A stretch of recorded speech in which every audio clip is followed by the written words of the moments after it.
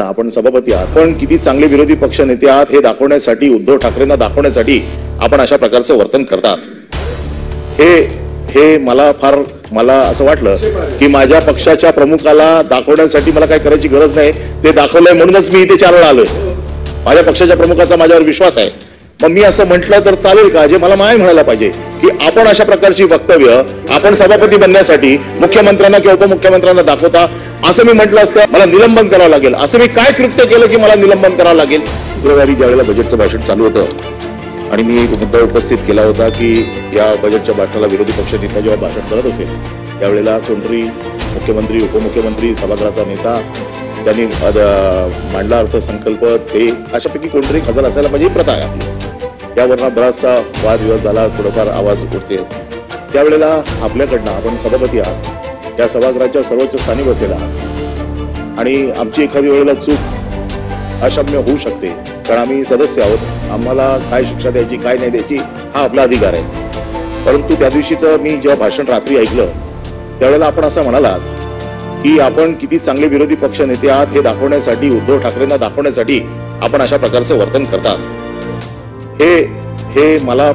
मला असं वाटलं की माझ्या पक्षाच्या प्रमुखाला दाखवण्यासाठी मला काय करायची गरज नाही, ते दाखवलंय म्हणूनच मी इथे चालवलं आलोय। माझ्या पक्षाच्या प्रमुखाचा माझ्यावर विश्वास आहे। मग मी असं म्हटलं तर चालेल का? जे मला नाही म्हणायला पाहिजे की आपण अशा प्रकारची वक्तव्य आपण सभापती बनण्यासाठी मुख्यमंत्र्यांना किंवा उपमुख्यमंत्र्यांना दाखवता, असं मी म्हटलं असतं तर कदाचित माझ्यावरती असं मी म्हणणार नाही।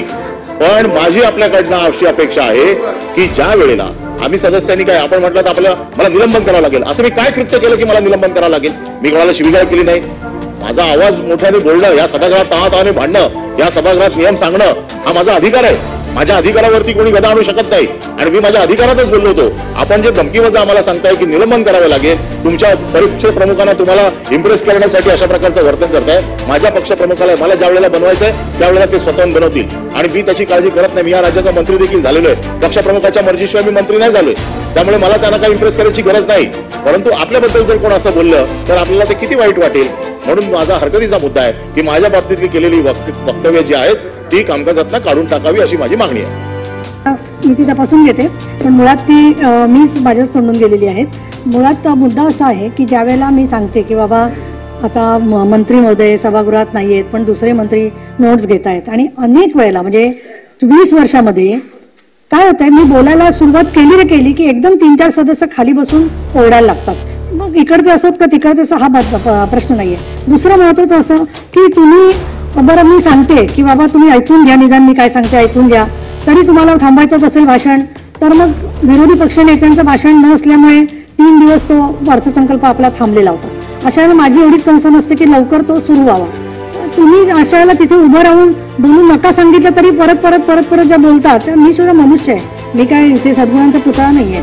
त्याच्यामुळे मला असं वाटतं माझ्या हातून पण काही वेळेला रागाने काही वक्तव्य होतात, पण इम्प्रेस करायचा मुद्दा की हा जो आहे तो तुम्हाला वाईट वाटला असेल त्याचं, तर मला असं वाटतं की याची सुद्धा दखल सगळ्याच पक्षाचे नेते घेतील, तुम्ही असं इथे मांडले म्हणून, आणि त्यांचे ते कामच असतं तशी दखल घेणं। त्यामुळे मला असं वाटतं की या संदर्भामध्ये मी तरी तपासून घेते आणि त्याच्यामध्ये काही आक्षेपार्ह किंवा बिगर संसदीय असेल तर ते मी नक्की काढून टाकेन। आणि त्याच्याबद्दल तुम्ही वाईट वाटून घेण्यामुळे संवेदनशील आहात हे कळल्यामुळे मी आता जरा पुढच्याला बोलत असताना जरी तुमचा राग आला तरी सुद्धा काही वक्तव्य करणार नाही असा प्रयत्न करीन, असं मी या ठिकाणी सांगते। विधान परिषदेत उपसभापती नीलम गोरे यांनी अनिल परब यांच्याविषयी एक वक्तव्य केले। त्यावरून अनिल परब म्हणाले, उपसभापती 2 दिवसापूर्वी म्हणाले की तुम्ही सभागृहात गोंधळ घालता कारण तुम्हाला उद्धव ठाकरेंना तुम्ही काय काम करता हे दाखवायचं असतं। मग आता आम्ही तुम्हाला असं म्हणू का, तुम्हाला मुख्यमंत्री आणि उपमुख्यमंत्री यांना तुम्ही किती काम करता हे दाखवायचं असतं, म्हणून आम्हाला बोलू देत नाही। तुम्हाला किती राग येईल ते सांगा, असा सवाल अनिल परब यांनी विचारला। पुढे अनिल परब म्हणाले, मी काम करतो हे उद्धव ठाकरेंना माहित आहे, म्हणूनच त्यांनी मला 4 वेळा आमदार केलं। हेच तुमच्या बाबत बोललो तर तुम्हाला राग येईल। माझ्या बाबत तुम्ही जे वक्तव्य केलं ते वक्तव्य सभागृहातून कामकाजातून काढून टाकावं। यावर उपसभापती नीलम गोरे यांनी समोपचाराची भूमिका करताना दिसून आल्या। त्या म्हणाल्या, मी तुमच्याविषयी अनावधानाने काही बोलून गेले, मी तसं काही बोललेलं आहे की हे तपासून काढून टाकेल, असे म्हणत नीलम गोरे यांनी अनिल परब यांना ते वक्तव्य काढून टाकण्याचे आश्वासन दिले। तुम्हाला याबाबत काय वाटतं कमेंट करा। जर तुम्हाला हा व्हिडिओ आवडला असेल तर चॅनलला सबस्क्राईब करा, बेल आयकॉनला प्रेस करा। धन्यवाद।